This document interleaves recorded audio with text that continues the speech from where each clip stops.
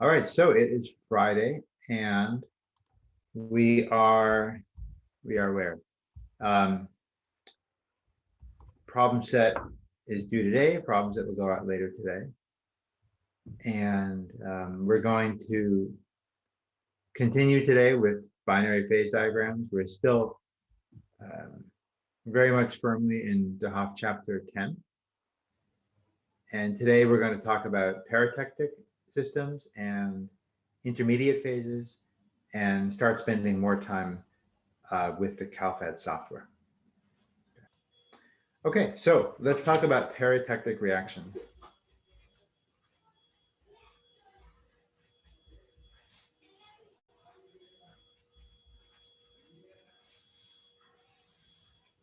Okay, so eutectic reaction we defined earlier. Now we're going to do peritectic, and this is a peritectic reaction. So I'll define it formally, and then I'll show you some examples, just as we did for the eutectic case. So a peritectic reaction is a liquid and a solid at high temp transforming into a solid at low temp. So that is our peritectic reaction. So as before, we have the Gibbs phase rule, gives us C minus Phi plus 2 equals 1. So just as with the eutectic case, this is a line in TP composition space, right? As for eutectic, case. And by the way, speaking of eutectics, I hope some people were able to check out that video demo of the indium gallium system. And as with eutectoids, we have peritectoid, which is kind of like a peritectic, but not quite.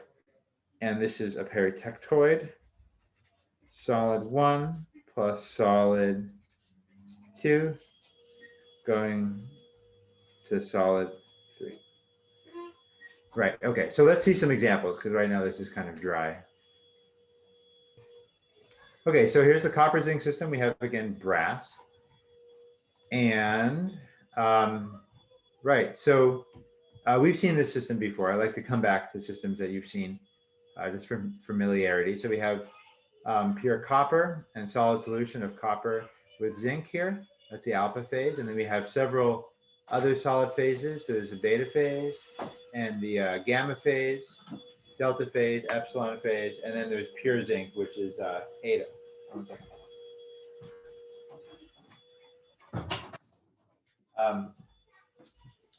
And what I want to highlight now are these transformations. So I'm going to flip back and forth here. This region here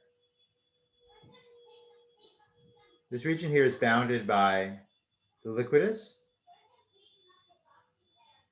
the delta phase, and 2 isotherms here, one at 697 and one at 594. And you can see that this region here is what? Somebody tell me, please, what is the phase composition in this region that I'm marking?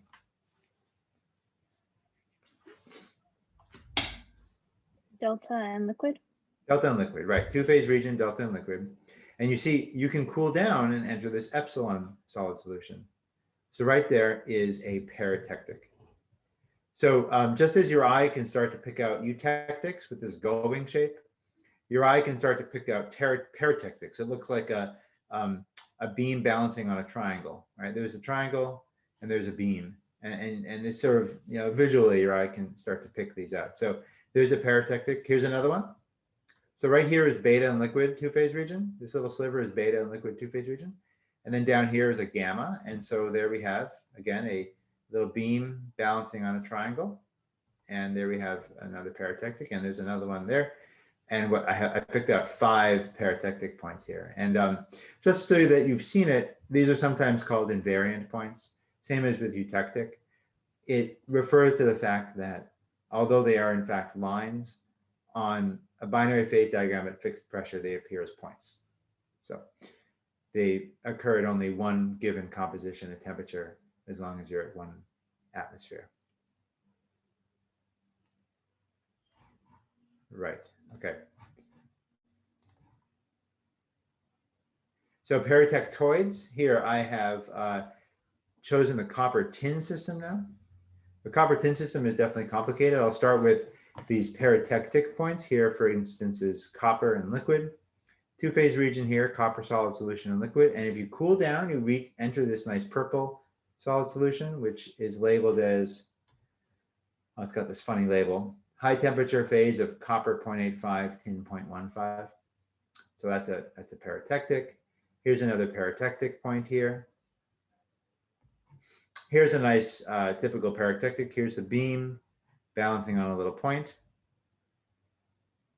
So up here we have coexistence between a solid and a liquid. And down here we have a solid solution phase. Right, those are peritectics. But we also have peritectoid. And I don't want to dwell on this for too long because they're less common. But if you look, I zoomed way in here.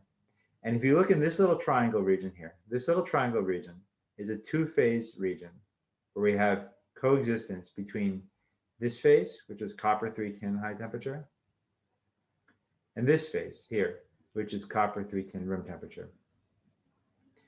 In this little triangle region, at equilibrium, the system will phase separate into solid 1 plus solid 2. And if we cool down right into this tiny little sliver, then we enter a single phase region, which is copper 10, tin 3 high temperature. Okay. So, right.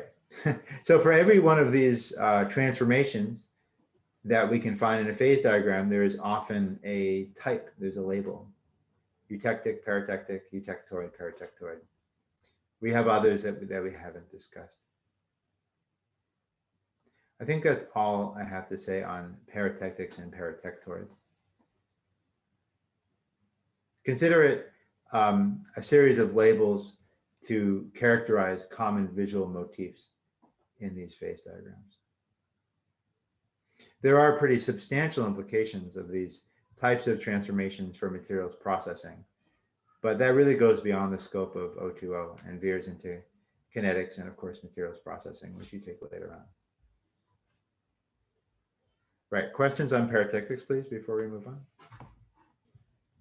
Okay, I'll move back to the board. We're going to now talk about another feature of binary phase diagrams, and that is intermediate phases.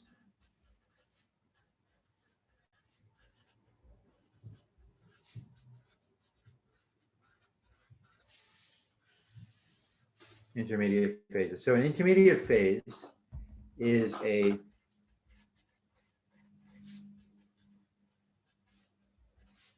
phase that is stable for some intermediate composition.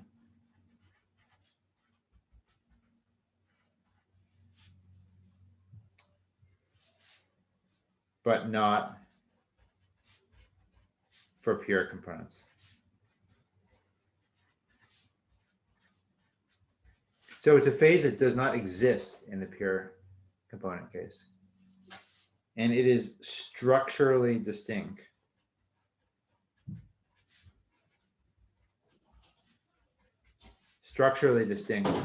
from reference phase.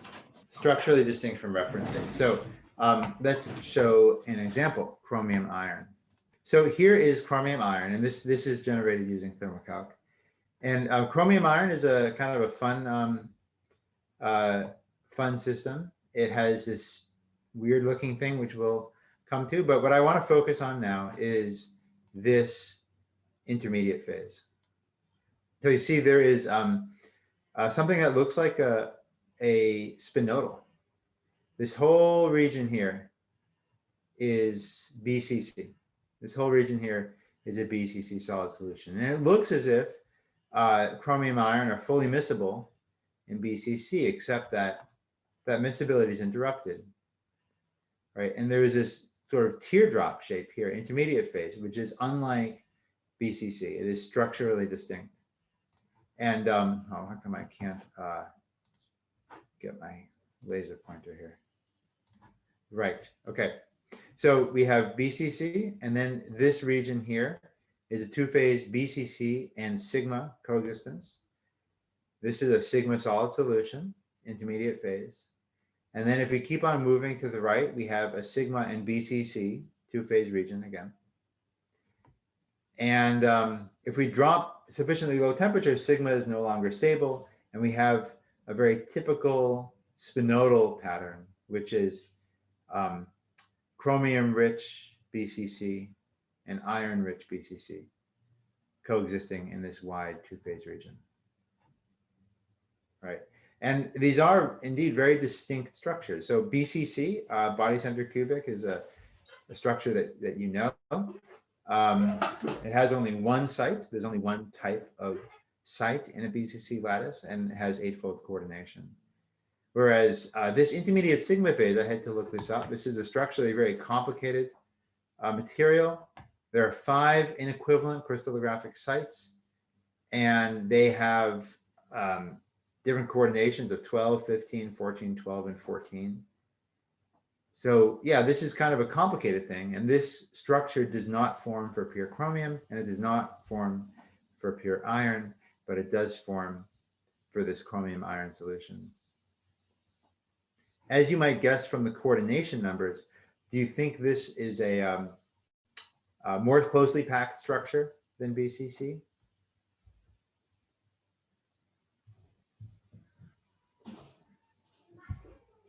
Or less closely packed?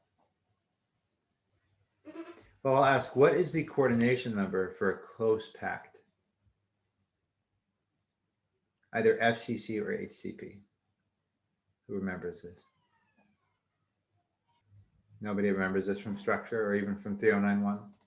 The coordination number for a closely packed lattice? Is it 12? 12, right.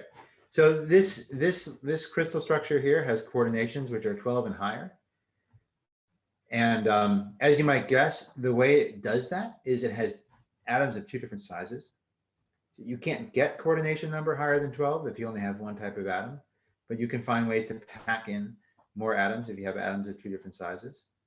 And you might guess that this phase becomes more stable at higher pressure, right? It seems more dense, and you'd be right. So you might guess that the range of stability of this solid solution might be expanded as you increase the pressure. But right now we're just sticking at 1 atmosphere. Okay. So, right, let's go back to the board.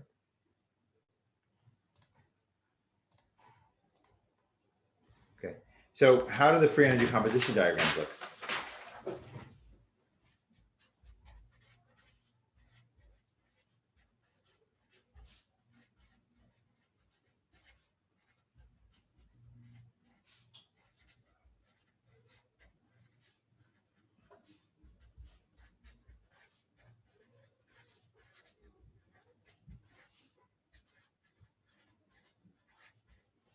So for example, chromium iron is a case of a spinodal interrupted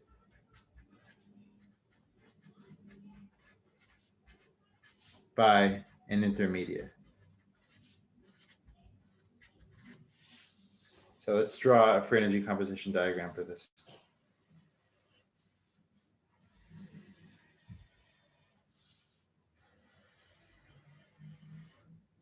So we know what a spinodal free energy composition looks like. Let's draw it in a region of phase separation. We have here, right, that's a typical solution model for a system that undergoes spinodal decomposition.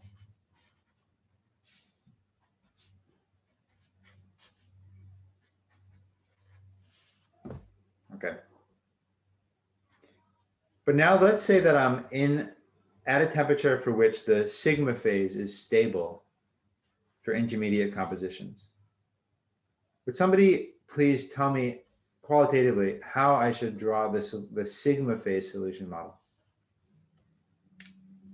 So this is the BCC phase model. How should the sigma phase model look?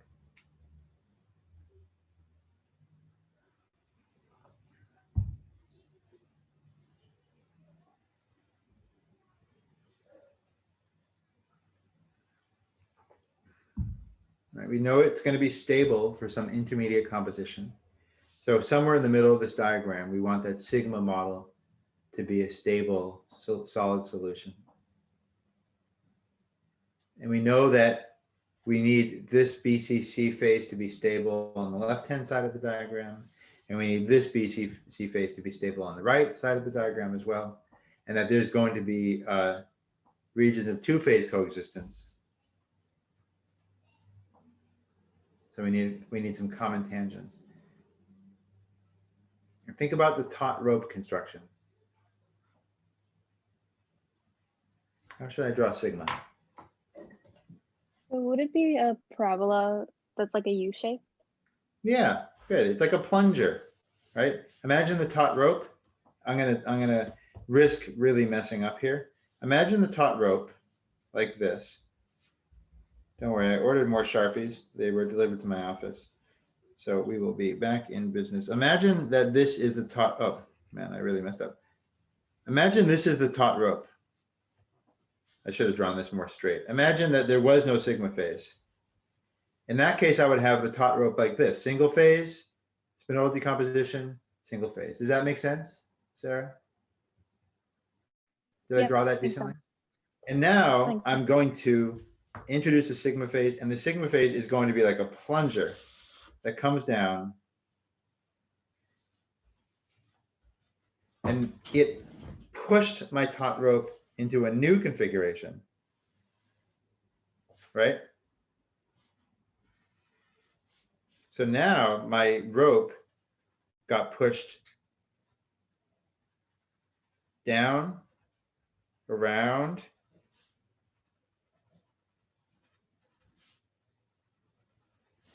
right? So this phase came down and pushed the taut rope, and now I have what I want to have, which is I have solid solution BCC, two-phase region, solid solution sigma, two-phase region, solid solution BCC. Thank you for that. So you can see how introducing the intermediate phase disrupts the spinodal. And so we're going to spend some time now in Thermo-Calc. So what I want to do is I want to share my Thermo-Calc screen. Okay, can you see Thermo-Calc? Is it open? Yep, we can see it. Okay, wonderful. So what I'm going to do is I'm going to generate the iron chromium phase diagram. And by the way, this stands in as a bit of a tutorial on using Thermo-Calc. And there are also tutorial videos on Thermo-Calc available on the course website that I shot previously.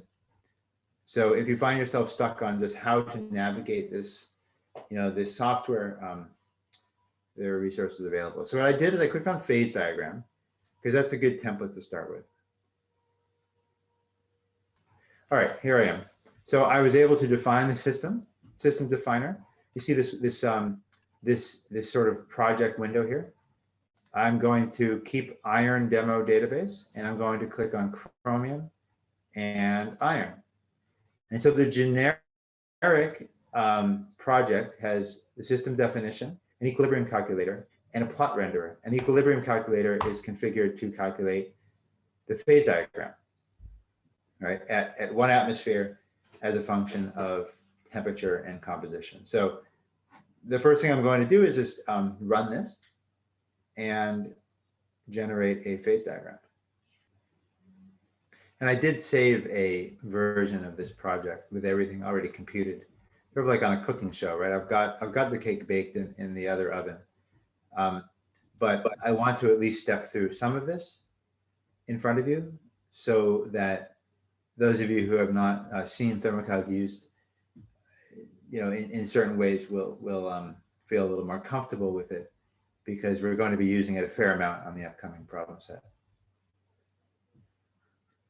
Okay, so what it's doing is it is solving the common tangent construction. It's solving the taut rope construction, which is also called the convex hull construction.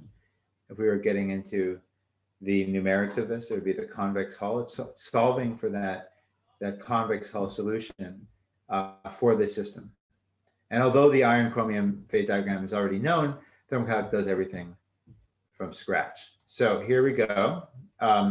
Here is the iron chromium system. Just as promised, it has this intermediate phase. Now, you've probably discovered that sometimes mousing over is effective and sometimes it's ineffective. Right now it's telling me I'm in BCC-A2. Folks can see that. BCC-A2. So it's a BCC phase that Thermo-Calc has labeled as A2 for some reason, and it's this wide range of solubility. And here is another solid solution. And for some reason, Thermo-Calc says insufficient information, but that's not true, because all I need to do is mouse over the two-phase region, and it tells me this is BCC-A2 plus sigma. And that's what I was expecting to see, right? This is a BCC and sigma two-phase region, and here is also a BCC and sigma two-phase region. And down here is a BCC and BCC, right, region of spinodal decomposition. There's one more thing which I want to highlight, which is kind of interesting. For pure iron transforms from FCC at low temperature, from BCC at low temperature into FCC and intermediate temperatures, and back to BCC at high temperatures. Iron is a funny creature in that way. BCC, FCC, BCC. And we've reminded you a number of times in this class that if you look along the y-axis of binary phase diagrams for pure components, you're looking at a slice of a unary phase diagram. So I want to show you quickly, I'm just going to switch over to PowerPoint, how we are in fact looking at a slice of the unary phase diagram. So here's the unary phase diagram of iron. Unary, so we're able to plot temperature and pressure now on one, two-dimensional sheet because we have no composition variable. And if we focus here at 1 atmosphere, that is 1 bar, we see alpha iron, BCC, gamma iron, FCC, delta iron, back to BCC. So BCC, FCC, BCC liquid, right? BCC, FCC, BCC liquid. So iron is a funny creature that way. And of course that has implications for steel making. And anyway, back to the binary, you can see that behavior by tracing the pure iron along the right-hand side of the binary phase diagram. Okay. Questions on that? All right. I want you to be able to look at binary phase diagrams and read off some information about the unary systems. For instance, chromium appears to melt at around nearly 2200 Kelvin. Right? You can just read up the y-axis and say BCC, BCC, only one structure of chromium until it melts and becomes a liquid. Right? So you can get a lot of information from these. Okay, but I wanted to show you free energy composition diagrams. So what I'm going to do is I'm going to ask Thermo-Calc to plot for me free energy composition diagrams at 3 different temperatures. In this region where it's just a simple spinodal, in this region where there's an intermediate phase, and this region right above the end of that intermediate phase region. So I'm going to plot 700 Kelvin, 900 Kelvin, and 1114 Kelvin right there above the end of that region. And so I want to show you how to do that. First, I'm going to rename these modules just to make things visually simpler. You don't have to do this, but you can do this. So this is phase diagram calc. Right, that's the calculation of the phase diagram. And I'm going to rename this phase diagram plot. So now I want to create a new successor to the system definer. It's going to be an equilibrium calculator. I want to calculate the equilibrium of this system. I'm going to rename this. I'm going to call this 700K calc. I'm going to calculate some properties of this system at 700 Kelvin. Over here is my setup window. I'm going to make this a 1-axis calculation. So I'm going to be at 700 Kelvin. I want to plot mole fraction, and I want my axis to be mole fraction from 0 to 1. So what I've just done is I've set this up to calculate the equilibrium properties of the system at 700 Kelvin as a function of mole fraction iron for iron going from 0 to 1. And by the way, while I'm at it, I'll go over here to the phase diagram calculator and change this into mole fraction so that I can deal with mole fraction instead of mass percent. Okay, so this calculator here is going to calculate properties of the system at 700 degrees. Now I want to plot that when it's done. So I open up a plot renderer, and I'm going to call that plot renderer 700K plot. Again, you don't have to name these things. I can name them apple and banana, but it helps me keep it clear. So the 700 Kelvin plot, I'm going to have the x-axis be composition, mole fraction iron, and the y-axis, I want free energy. So Gibbs energy per mole for all phases. Okay. So I go back up here, I'm going to do perform the tree, and it's going to do all the calculations in this tree.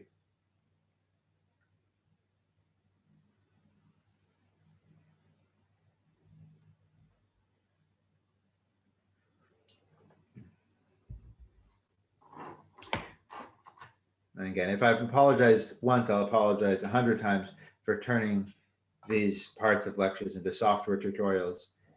I don't like being sort of subject to the whims of software and waiting for software to run. But I think this is important, not only because we ask you to do these things on PSET 8, but because it really is quite an important job function for people that are designing and making materials for a living, right, which is where many of you are headed.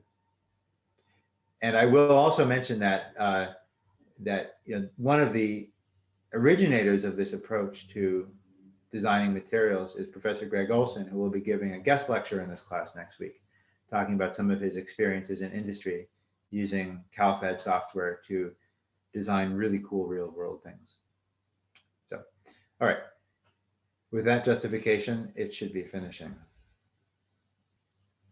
Okay, wonderful. So now I have two plots. I have the phase diagram plot, which for some reason is still in mass percent, probably because I still have it plotted as mass percent.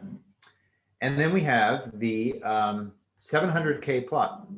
This is a plot of free energy as a function of mole fraction of iron at 700 degrees for all phases plotted. And so you're a little bit familiar with these sorts of plots now from PSET 6, I believe. This is the free energy of iron, chromium-rich BCC. And then the data kind of flatlines. And the data flatlines, not because this suddenly becomes composition independent, but simply because the software, the database, doesn't have data for this region. And so it extrapolates, it does a weird thing. The programmers decided to make it flat, right? This flat region is not real data. And you could say the same down here. This is iron-rich BCC. There's a solution model. It looks real. It's got some curvature to it. It looks as we expect for, let's say a regular solution model. And then that flat lines. So what's going on? What do we actually expect here between these two regions of the solution model?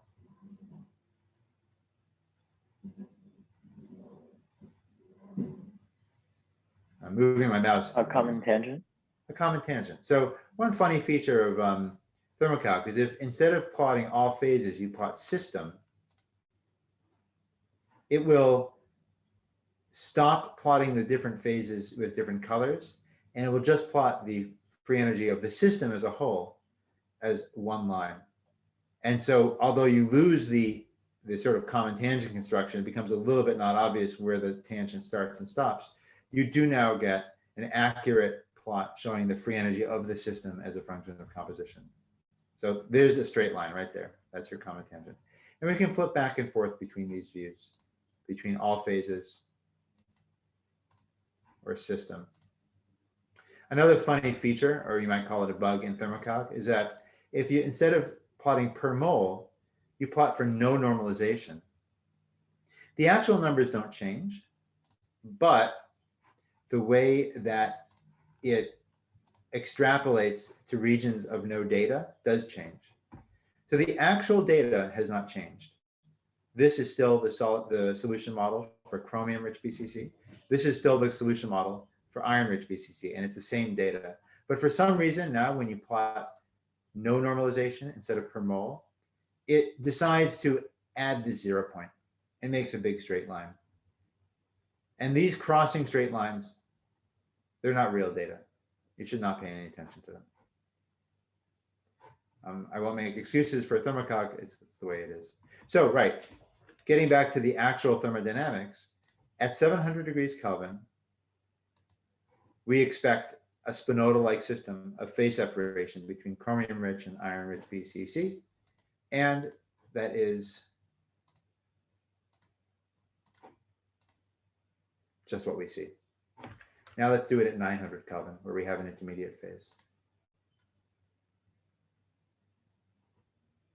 So equilibrium calculator, I'm going to rename this. I'm going to call it 900K calc. And I'm going to make this a calculation at 900 Kelvin, one axis. And again, I want my axis to be iron composition. I'm going to change my composition unit to mole fraction. And I'm going to make sure I can plot the results. So I'll call this plot renderer the 900K plot. And I'm going to plot composition and mole fraction on the x-axis, and the y-axis, again, I'm going to plot Gibbs energy per mole for all phases and see what happens. Aha. Oh, looks like the point density is a little low. Instead of plotting 50 points, let's plot 100 points across the axis. 900K. Start this again. That looks a little better, a little smoother. All right, so here I have a solution model. Point density is a little low. Lack of data. An intermediate phase, lack of data, and another solution model. And if I plot this for the system, instead of all phases, you now see the solution model is connected with tie lines. And looking back at the phase diagram for 900 Kelvin, right? Solid solution, two-phase region, intermediate phase solid solution, two-phase region, solid solution. Right. Okay.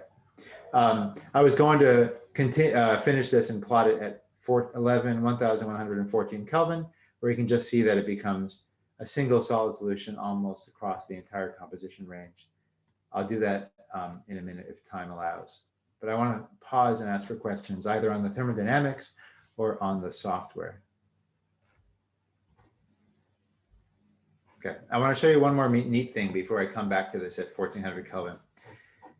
I mentioned, I think in the last lecture, what happens if you were to imagine the non-existence of a particular phase. I think it was liquid. I said, imagine that we could turn the liquid phase off. Remove it from consideration. How would the phase diagram change? Now I'll ask you, imagine if the sigma phase didn't exist. How would this phase diagram change? What would you think would happen?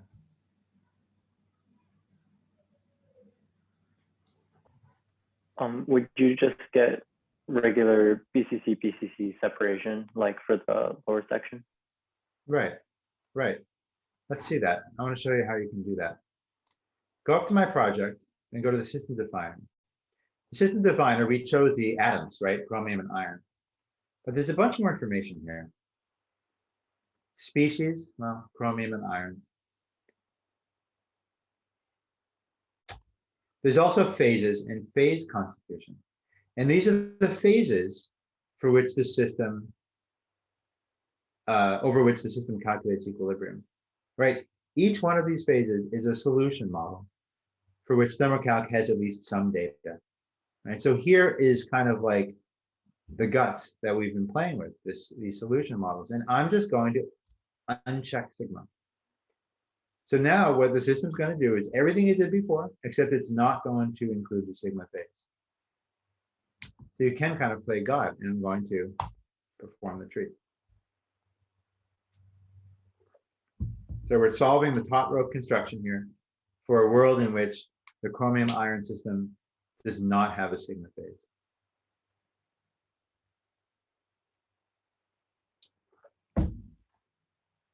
And so Shane guessed that this would look like a BCC region of phase separation, or I'll just call it a spinodal, right? A BCC spinodal.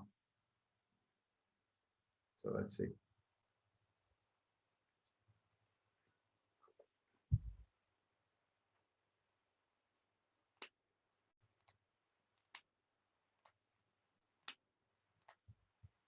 Goodness.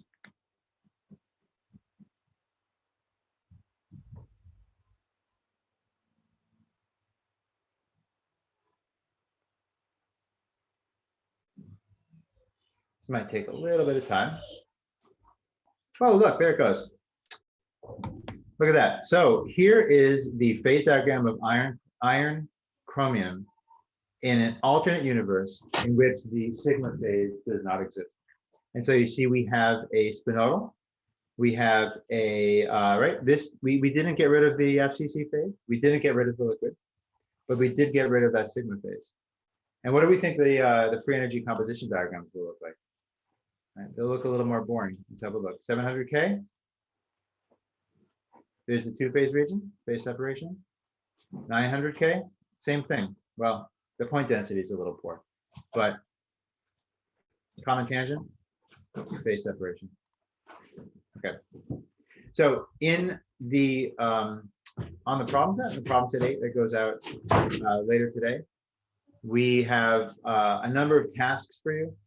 About half the tasks are here in Thermo-Calc and involve not the iron chromium system, but a different system where we ask you to generate these plots, generate data, then extract the data. And then we ask you to analyze data in a data analysis software of your choice, Excel or MATLAB or Mathematica or what have you.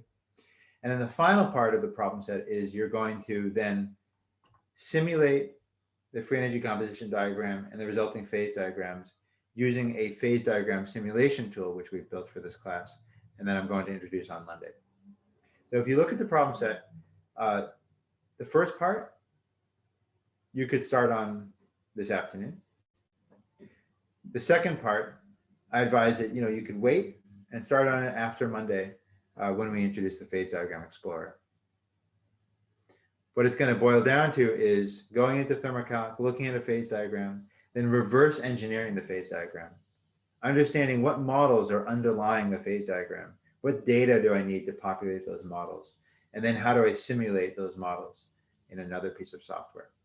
And by the time we're done with this next week and this next problem set, you will all be experts at not just reading phase diagrams, but understanding how they're constructed. Okay, so that is almost everything I wanted to get through today.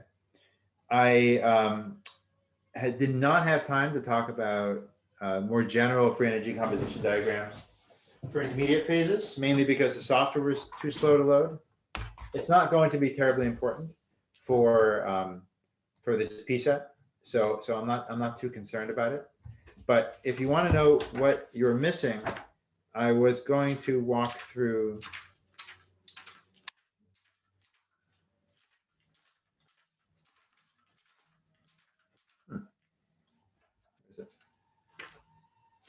well, there's a nice schematic in the Hoff of intermediate phases and the free energy composition diagram that intermediate phases in general produce. And I reproduced the picture right here in de Hoff. So de Hoff figure 10.19, a general binary phase diagram with an intermediate phase. And here's, flipbook style, the way that the free energy composition diagram evolves to give you these intermediate phase diagrams. So just further views of the type of phenomena which we saw about half an hour ago.